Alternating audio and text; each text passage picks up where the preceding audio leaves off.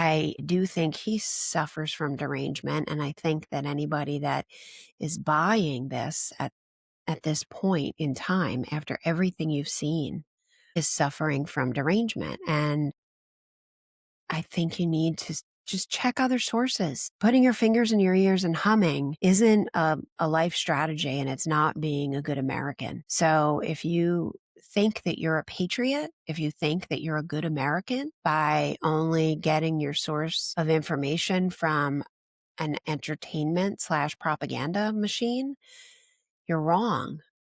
And we are really in a bad place.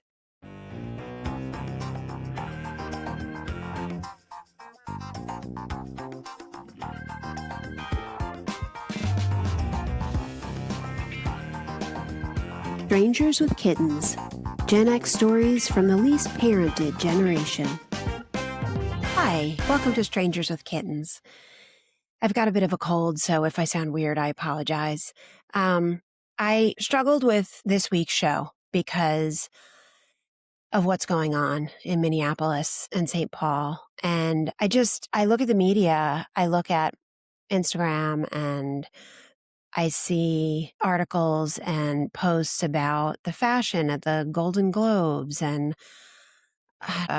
skin creams and God knows what. And I think you're out of your mind if you think anyone gives a flying fuck about any of this right now. But then again, I understand that distraction is necessary and welcome sometimes. I just can't get behind talking about things that I love or music or funny stories from the 70s and 80s when people are being brutalized and there's Gestapo loose on our streets and there's no accountability and people don't have warrants. And I saw a video of a U.S. citizen who was shot point blank in the eye and is now permanently blind, and also his skull was fractured, and he could have died had the rubber bullet or whatever some kind of bullet, just been a centimeter in a different direction, he would have been dead. And by saying U.S. citizens, I'm not saying that it's okay to brutalize someone who isn't a citizen. What I'm saying is it is lawlessness. It is an emergency situation. And if you don't believe that, if you really think that this is okay, A, I think you're in the wrong place. And B, I think you're not looking at real news.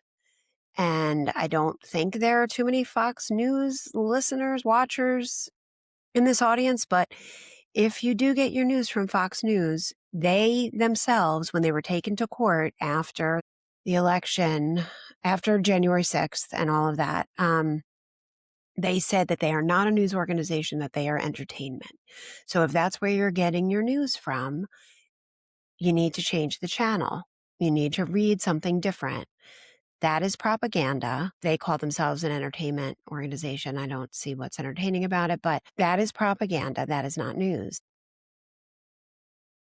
I want to be a light in the day for people. I want to keep people company while they do their laundry and drive their kids somewhere and drive to work. And I want to distract from some of the horrors that are going on right now. But I don't feel comfortable pretending that this isn't happening. And I think when I see business as usual and the normalization of fascism, it makes me feel like I'm screaming and no one's responding, no one's answering, no one's reacting. The underreaction that's going on in this country is really beyond concerning. So I just feel like we need to wake up. We need to tune in to what's going on. That I'm not trying to guilt or shame anyone. I just want to make sure that no one feels alone in their horror and anxiety and sadness. that this is America in 2026 and it feels like Berlin in 1939. And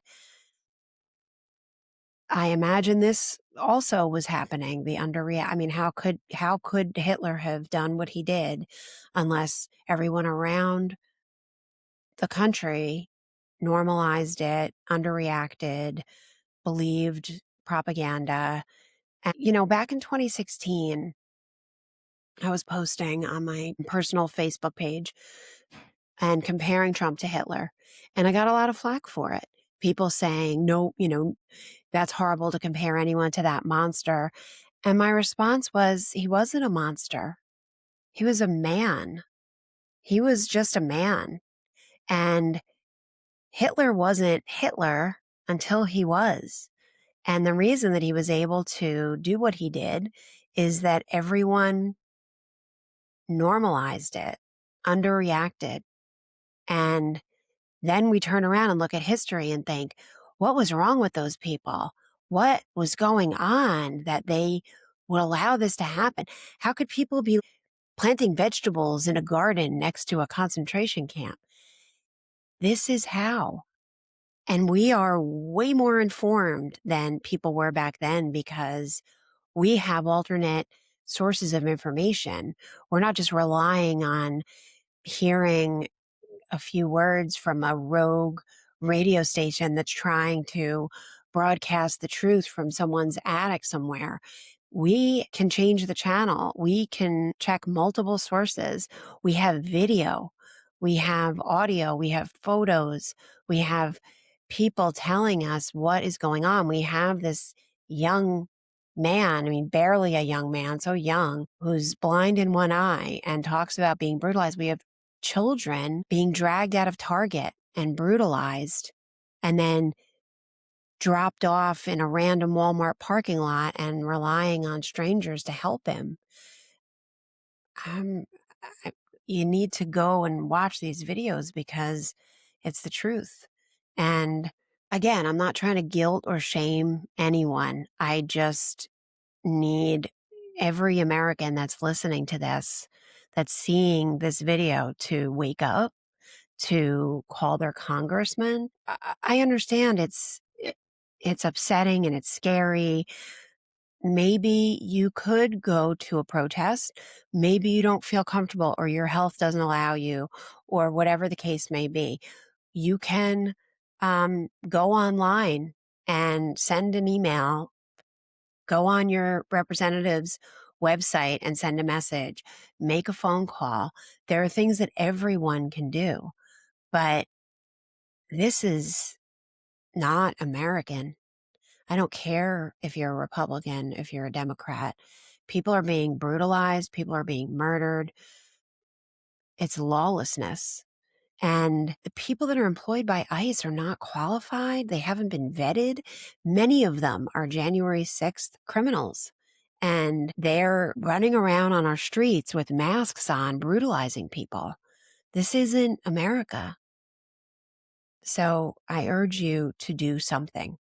And I also want you to know that this isn't normal and you're not alone in feeling upset, scared, anxious, confused, overwhelmed, unable to figure out what the correct reaction is because you look around and people are just going about their day. And I can't just go about my day and record an episode about first jobs in the 80s and I want to talk about all that stuff. And I want to be, uh, you know, a distraction, for lack of a better word, to everything that's going on. Again, back in 2016, when I was comparing Trump to Hitler and people thought I'd crossed a line and that was absolutely not true and unfair, it's been 10 years. You see what's going on now. And it's never too late to say, you know what? I was wrong. I didn't realize the extent of it, and do something different. Change. I was at a podcast conference in Florida this past weekend, which is why I have a cold. Turns out there are a lot of evangelical Christians who have podcasts, men, white men, my age, a little bit older. And that is who I engaged with it a lot while I was there. And I'm an open-hearted person and I'm a curious person. And I first and foremost treat people with respect and kindness. And if you voted differently than me, if your religion is different than mine, if your beliefs are different than mine, I respect you and I want to know what your point of view is. I do find, however, that often that's not the case when it comes to how I'm treated. But be that as it may, I had several conversations. And when I asked some of the men that were trying to save me how their Christian values aligned with a convicted rapist who is using our tax dollars to employ men who shoot unarmed women in the face 3 times and call them a fucking bitch, they would just not answer. Pivot to, we just vote on one issue, or they didn't have an answer for it, but they also were not uncomfortable with it. They didn't feel as though I were backing them into a corner or that I was being unfair. They accepted that those are facts, but they're okay with it somehow. And, Trump coined the term, I think it was before Rob and Michelle Reiner were murdered by their mentally ill son, but he used it when he was posting about their murder and basically saying that they deserved it because they suffered from Trump derangement syndrome. And I do think that that is a very accurate diagnosis that he has coined, but I think it applies to the people who still think that this is someone that should be leading America. This is someone who is mentally capable. And not to say that anyone who disagrees with me isn't mentally capable. I do think he suffers from derangement, and I think that anybody that is buying this at this point in time, after everything you've seen, is suffering from derangement. And I think you need to just check other sources. Putting your fingers in your ears and humming isn't a life strategy, and it's not being a good American. So if you think that you're a patriot, if you think that you're a good American by only getting your source of information from an entertainment/propaganda machine, you're wrong. And we are really in a bad place. And when the entire world is scratching their heads and saying, oh my gosh, this is happening. America is not an ally going to dismantle NATO. They're going to invade Greenland. You have to ask yourself, what are we doing? We are not the good guys in the world anymore. And P.S., all of this is happening in only blue states. If you think that immigration is the issue, Minnesota has, I think, 150,000 undocumented people. Red states have 1.5 million, 2 million. It's like 10% of what Texas and California. Immigration is not the issue. Chicago, California, now Minnesota. It's just targeted at people that didn't vote for him. Just like his text to the president of Norway was because they didn't give him the Nobel Peace Prize.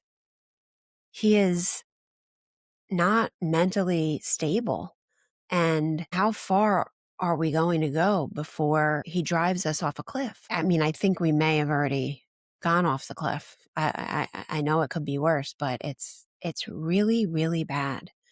So we're not recording episodes about 80s movies and all the fun stuff I want to talk to you about, because that feels like I'm normalizing fascism, and I can't do that. And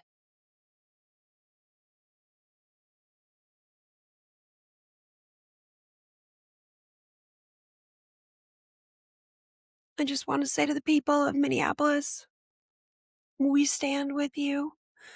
And I'm so sorry about what's going on there. And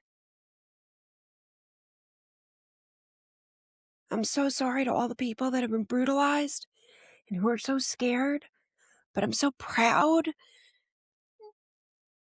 of the people that are out there in the cold, demonstrating, protesting, making sure that the world sees that this is not normal. And I just hope that the rest of the country follows suit, because this is not my America. I hope it's not yours.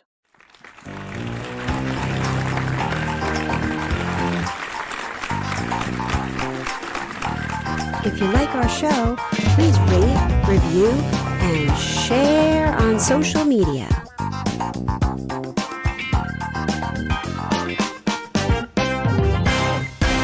Strangers with Kittens is taped before a live audience of dogs.